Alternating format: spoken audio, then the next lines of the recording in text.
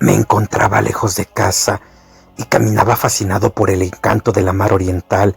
Empezaba a caer la tarde cuando la oí por primera vez, estrellándose contra las rocas. Entonces me di cuenta de lo cerca que la tenía. Estaba al otro lado del monte, donde los sauces retorcidos recortaban sus siluetas sobre un cielo cuajado de tempranas estrellas, y porque mis padres me habían pedido que fuese a la vieja ciudad que ahora tenía paso, proseguí la marcha en medio de aquel abismo de nieve recién caída, por un camino que parecía remontar, solitario, hacia Aldebarán, tembloroso entre los árboles, para luego bajar a esa antiquísima ciudad en la que jamás había estado, pero en la que tantas veces he soñado durante mi vida. Era el día del invierno, ese día que los hombres llaman ahora Navidad, aunque en el fondo sepan que ya se celebraba cuando aún no existía ni Belén ni Babilonia, ni Memphis, ni aún la propia humanidad.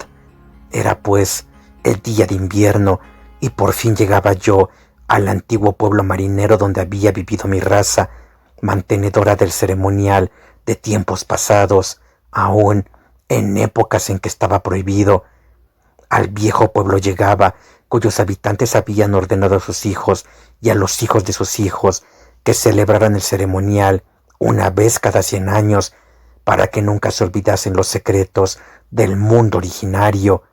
Era la mía una raza vieja, ya lo era cuando vino a colonizar estas tierras hace 300 años, y era la mía una gente extraña, gente solapada y furtiva, procedente de los insolentes jardines del sur, que hablaban otra lengua antes de aprender la de los pescadores de ojos azules, y ahora estaba esparcida por el mundo y únicamente se reunía a compartir rituales y misterios que ningún otro viviente podría comprender.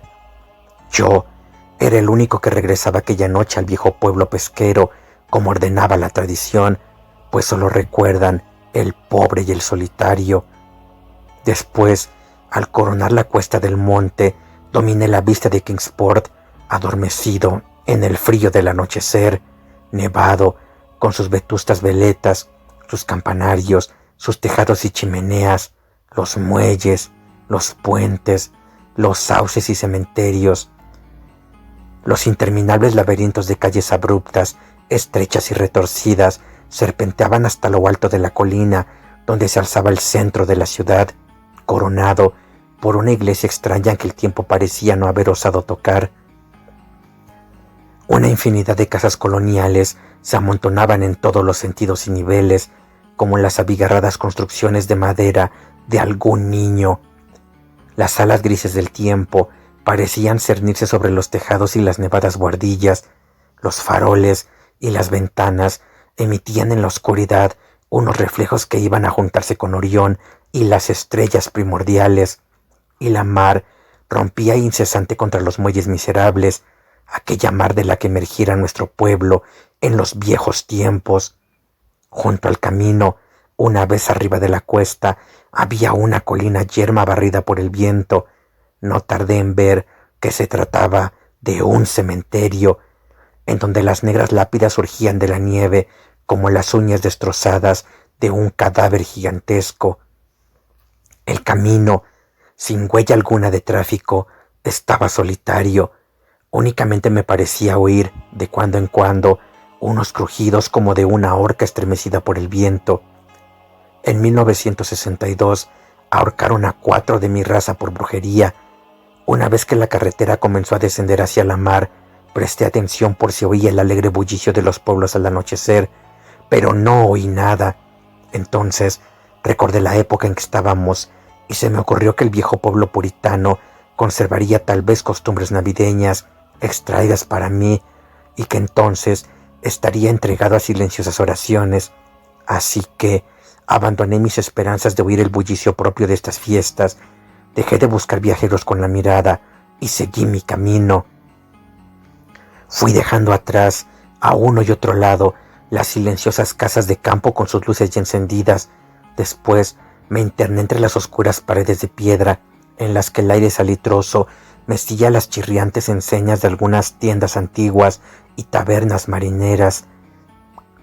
Las grotescas aldabas de las puertas, bajo los soportales, brillaban a lo largo de los callejones, desiertos, reflejando la escasa luz que se escapaba de las estrechas ventanas encortinadas. Traía conmigo el plano de la ciudad y sabía dónde se encontraba la casa de los míos. Se me había dicho que sería reconocido y que me darían acogida, porque la tradición del pueblo posee una vida muy larga, de modo que apresuré el paso y entré en Back Street hasta llegar a Cycle Court. Luego continué por Green Lane, única calle pavimentada de la ciudad que va a desembocar detrás del edificio del mercado. Aún servía el antiguo plano y no me tropecé con dificultades. Sin embargo, en Arkham me habían mentido al decirme que había tranvías. Al menos yo no veía redes de cables aéreos por ninguna parte. En cuanto a los raíles, es posible que los ocultara la nieve. Me alegré de tener que caminar, porque la ciudad, revestida de blanco, me había parecido muy hermosa desde el monte. Por otra parte, estaba impaciente por llamar a la puerta de los míos, por llegar a esa séptima casa de Green Lane, a mano izquierda, de tejado puntiagudo y doble planta, que databa de antes de 1650. Había luces en el interior y, por lo que pude apreciar a través de la vidriera de rombos de la ventana, todo se conservaba tal y como debió de ser en aquellos tiempos. El piso superior se inclinaba por encima del estrecho callejón invadido de hierba y casi tocaba el edificio de enfrente, que también se inclinaba peligrosamente, formando casi un túnel por donde caminaba yo. Los peldaños del umbral estaban enteramente limpios de nieve, no había aceras y muchas casas tenían la puerta muy por encima del nivel de la calle, llegándose hasta ella por un doble tramo de escaleras con barandillas de hierro. Era un escenario verdaderamente singular. ¿Acaso me pareció tan extraño por ser yo extranjero en Nueva Inglaterra? Pero me gustaba, y aún me hubiera resultado más encantador si hubiera visto pisadas en la nieve, gente en la calle y alguna ventana con las cortinillas descorridas. Al dar los golpes con aquella vieja aldaba de hierro, me sentí preso de una alarma repentina.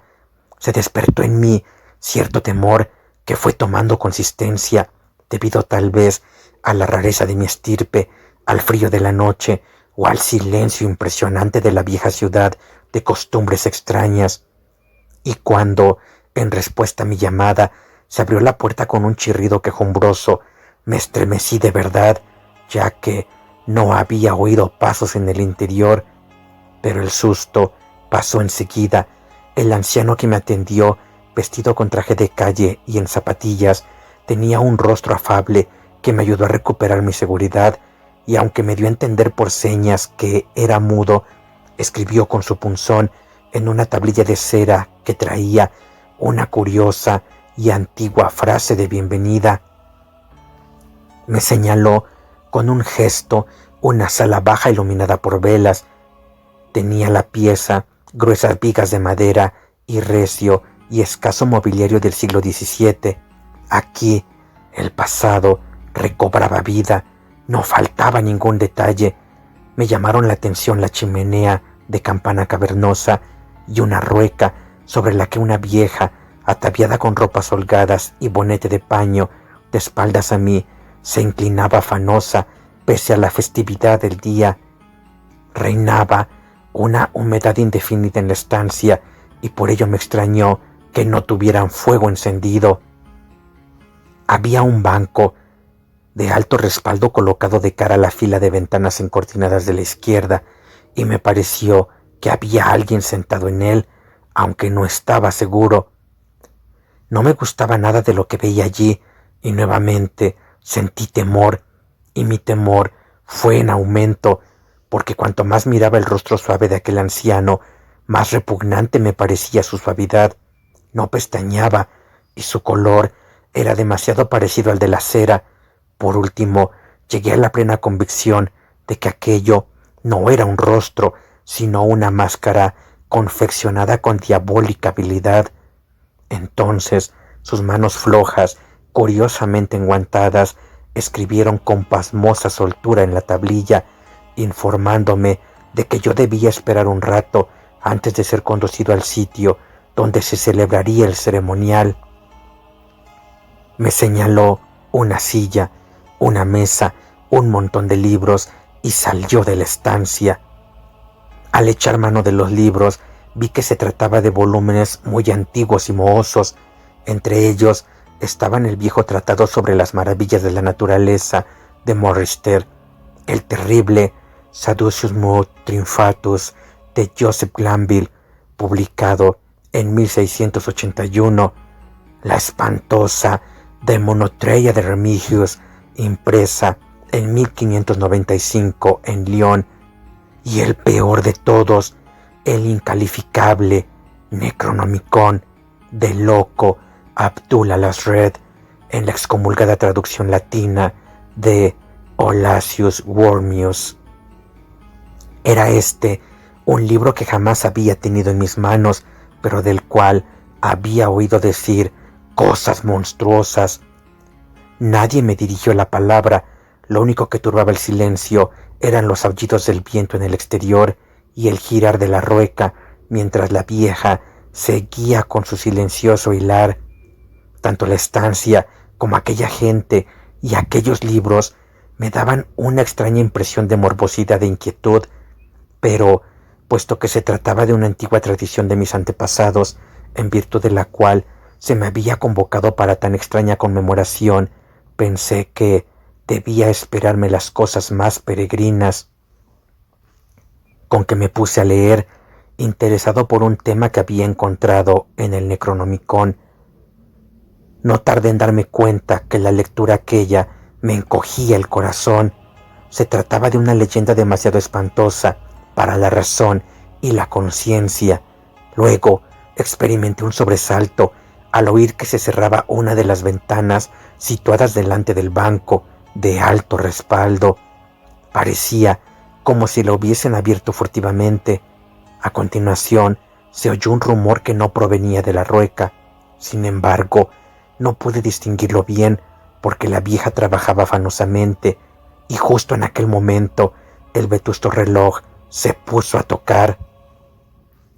Después, la idea de que había personas en el banco se me fue de la cabeza y me sumí en la lectura hasta que regresó el anciano, con botas esta vez, vestido con holgados ropajes antiguos, y se sentó en aquel mismo banco, de forma que no le pude ver ya. Era enervante aquella espera, y el libro impío que tenía en mis manos me desazonaba más aún. Al dar las 11, el viejo se levantó, se acercó a un enorme cofre que había en un rincón y extrajo 2 capas con caperuza. Se puso una de ellas y con la otra envolvió a la vieja, que dejó de hilar en ese momento. Luego ambos se dirigieron hacia la puerta. La mujer arrastraba una pierna. El viejo, después de coger el mismísimo libro que había estado leyendo yo, me hizo una seria y se cubrió con la caperuza su rostro inmóvil o su máscara. Salimos a la tenebrosa y enmarañada red de callejuelas de aquella ciudad increíblemente antigua. A partir de ese momento, las luces se fueron apagando una a una tras las cortinas de las ventanas y se contempló la muchedumbre de figuras encapuchadas que surgieron en silencio de todas las puertas y formaban una monstruosa procesión a lo largo de la calle hasta más allá de las encenas chirriantes, de los edificios de tejados inmemorables, de las techumbres de paja y de las casas de ventanas adornadas con vidrieras de rombos.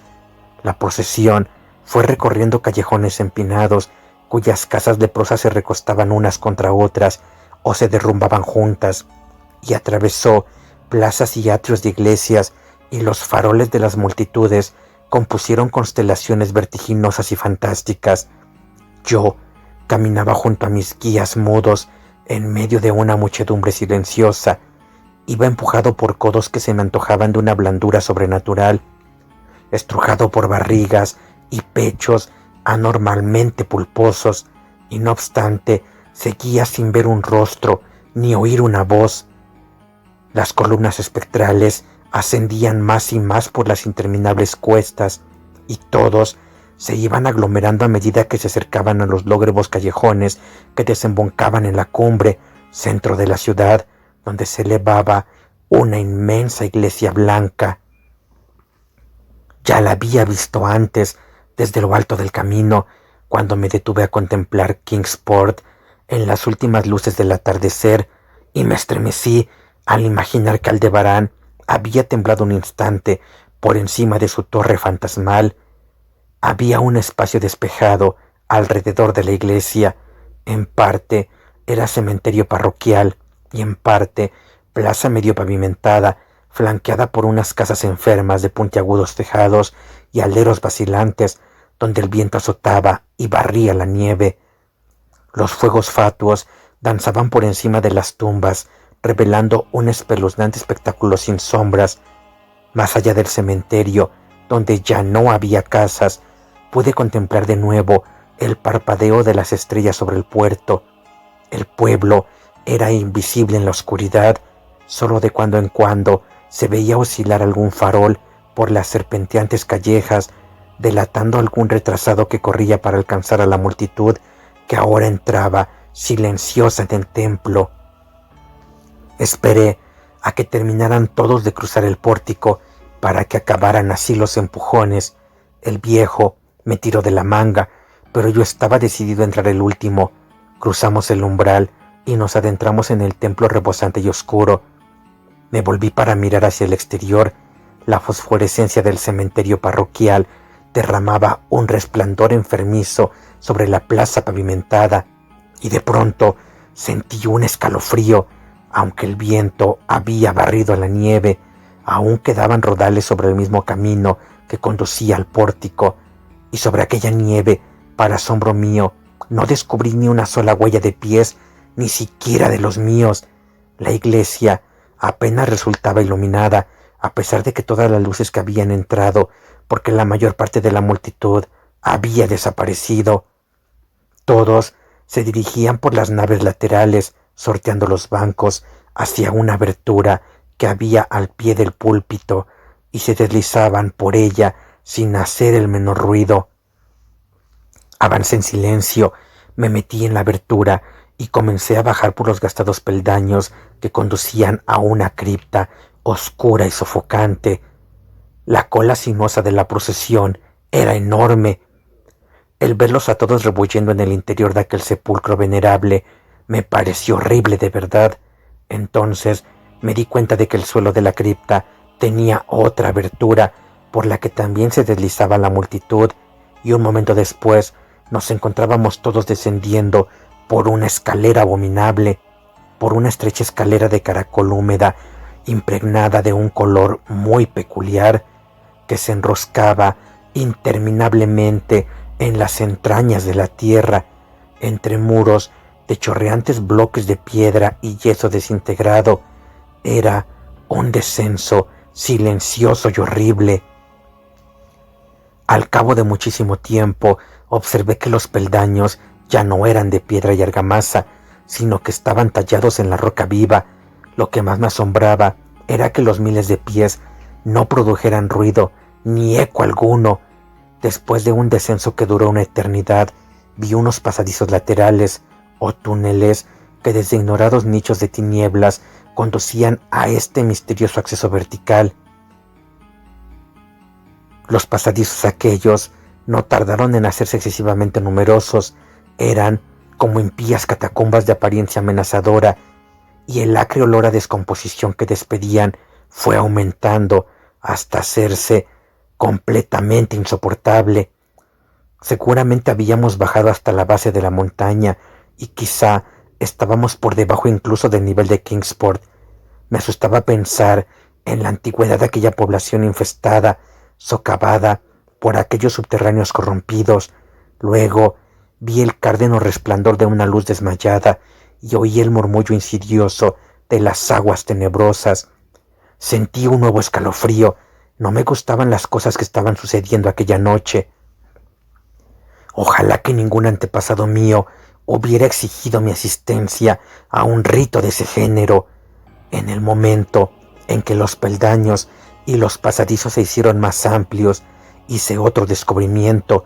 Percibí el doliente acento burlesco de una flauta y súbitamente se extendió ante mí el paisaje limitado de un mundo interior, una inmensa costa fangosa iluminada por una columna de fuego verde y bañada por un vasto río oleaginoso que emanaba de unos abismos espantosos, insospechados, y corría a unirse con las cimas negras del océano inmemorial. Desfallecido, con la respiración agitada, contemplé aquel averno profano de leproso resplandor y aguas mucilaginosas. La muchedumbre encapuchada formó un semicírculo alrededor de la columna de fuego. Era el rito del invierno, más antiguo que el género humano y destinado a sobrevivirle, el rito primordial que prometía solsticio y primavera después de las nieves, el rito del fuego, del eterno verdor, de la luz y de la música. Y en aquella gruta estigia vi cómo ejecutaban todos el rito y adoraban la nauseabunda columna de fuego y arrojaban al agua puñados de viscosa vegetación que resplandecía con una fosforescencia pálida y verdosa. Y vi también, fuera del alcance de la luz, un bulto amorfo, achaparrado, que tocaba la flauta de modo repugnante, y, mientras tañía la criatura monstruosa, me pareció oír también unas notas apagadas en la fétida oscuridad donde nada podía ver. Pero lo que más me llenaba de espanto era la columna de fuego. Brotaba como un surtidor volcánico de las negras profundidades. No arrojaba sombras como una llama normal y bañaba las rocas salitrosas de un verdor sucio y venenoso. Toda aquella hirviente combustión no producía calor, sino únicamente la viscosidad de la muerte y la corrupción. El hombre que me había guiado se escurrió ahora hasta colocarse junto a la horrible llama y ejecutó unos rígidos ademanes rituales hacia el semicírculo que le miraba. En determinados momentos del ceremonial, los asistentes rindieron homenaje de acatamiento, especialmente cuando levantó por encima de su cabeza aquel detestable Necronomicon que llevaba consigo. Yo también tomé parte en todas las reverencias, puesto que había sido convocado a esta ceremonia de acuerdo con los escritos de mis antecesores. Después, el viejo hizo una señal al que tocaba la flauta en la oscuridad. Este cambió su débil zumbido por un tono más audible, provocando con ello un horror inimaginable e inesperado. Faltó poco para que me desplomara sobre el limo de la tierra, traspasado por un espanto que no provenía de este mundo, ni de ninguno, sino de los espacios enloquecedores que se abren entre las estrellas.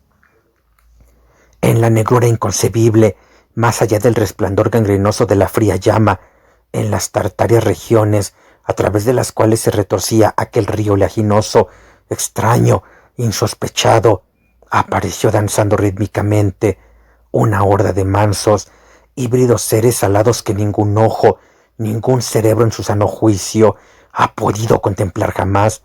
No eran cuervos, ni topos, ni buarros, ni hormigas, ni vampiros, ni seres humanos en descomposición.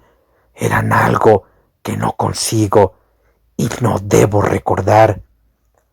Daban saltos blandos y torpes, impulsándose a medias con sus pies palmeados y a medias con sus alas membranosas, y cuando llegaron hasta la muchedumbre de celebrantes, las figuras encapuchadas se agarraron a ellos, montaron a horcajadas y se alejaron cabalgando uno tras otro a lo largo de aquel río tenebroso hacia unos pozos y galerías donde venenosos manantiales alimentaban el caudal tumultuoso y horrible de las negras cataratas. La vieja hilandera se había marchado con los demás y el viejo se había quedado, porque yo me negué a cabalgar sobre una de aquellas bestias como los otros. El flautista, amorfo, había desaparecido, pero dos de aquellas bestias permanecían allí pacientemente. Al resistirme a cabalgar, el viejo sacó su punzón y su tablilla y me comunicó por escrito que él era el verdadero delegado de aquellos antepasados míos que habían fundado el culto al invierno en este mismo venerable lugar, que había sido decretado que yo volvería allí y que faltaba por celebrarse los misterios más recónditos. Escribió todo esto en un estilo muy antiguo, y aún dudaba yo cuando sacó de sus amplios ropajes un sello y un reloj con las armas de mi familia para probar que todo era según había dicho él. Pero la prueba era espantosa, porque yo sabía por ciertos documentos antiquísimos que aquel reloj había sido enterrado con el tatarabuelo de mi tatarabuelo en 1698. Al poco rato, el viejo echó hacia atrás su capucha y me mostró el parecido familiar de su rostro, pero aquello me hizo estremecer, porque yo estaba convencido de que se trataba solamente de una diabólica máscara de cera. Las dos bestias voladoras aguardaban y arañaban inquietas los líquenes del suelo, y me di cuenta de que el viejo estaba a punto de perder la paciencia. Cuando uno de aquellos animales comenzó a moverse, alejándose del lugar, el viejo se volvió rápidamente y lo detuvo, de suerte que, con la rapidez del movimiento, se le desprendió la máscara que llevaba en el lugar correspondiente a la cabeza, y entonces, al ver que aquella pesadilla se interponía entre la escalera de piedra y yo, me arrojé al fondo oleaginoso del río, pensando que sin duda desembocaría por alguna cavidad en el fondo del océano. Me lancé en aquel jugo pútrido de las entrañas de la tierra antes que mis locos chillidos pudieran hacer caer sobre mí las legiones de cadáveres que aquellos abismos pestilentes ocultaban. En el hospital me dijeron que me habían encontrado en el puerto de Kingsport, medio helado al amanecer, aferrado a un madero providencial. Me dijeron que la noche anterior me había extraviado por los acantilados de Orangeport, cosa que habían deducido por las huellas que encontraron en la nieve. No hice ningún comentario. Mi cabeza era un caos, nada encajaba con mi experiencia de la noche anterior. Los ventanales del hospital se abrían a un panorama de tejados de los que apenas uno de cada 5 podía considerarse antiguo. Las calles vibraban con el estrépito de tranvías y automóviles. Me insistieron en que esto era Kingsport, cosa que yo no pude negar. Al verme caer en un estado de delirio, cuando me enteré de que el hospital se encontraba cerca del cementerio parroquial de Central Hill, me trasladaron al hospital de St. Mary de Arkham, donde me atenderían mejor.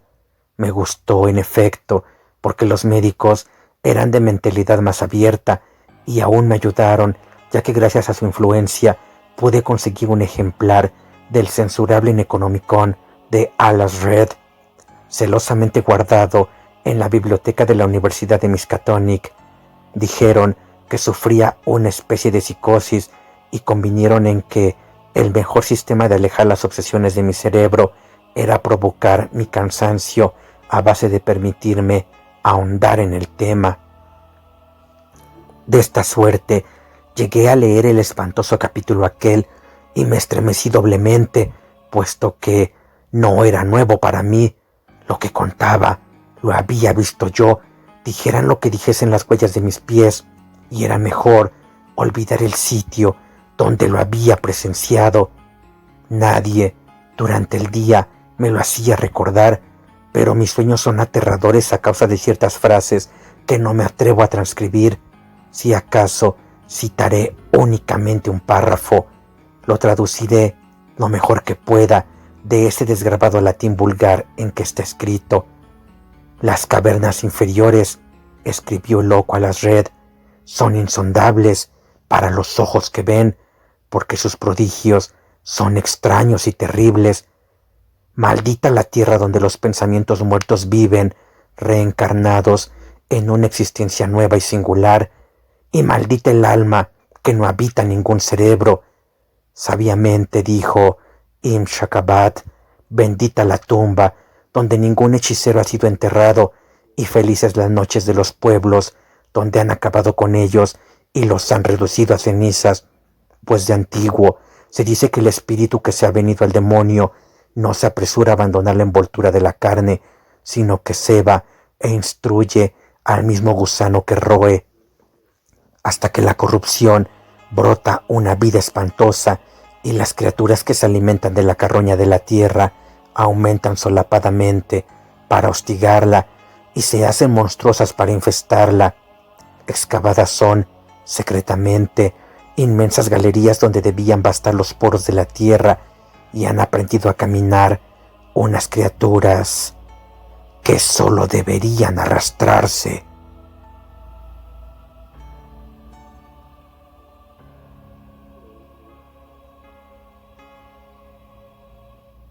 El ceremonial. Howard Phillips Lovecraft.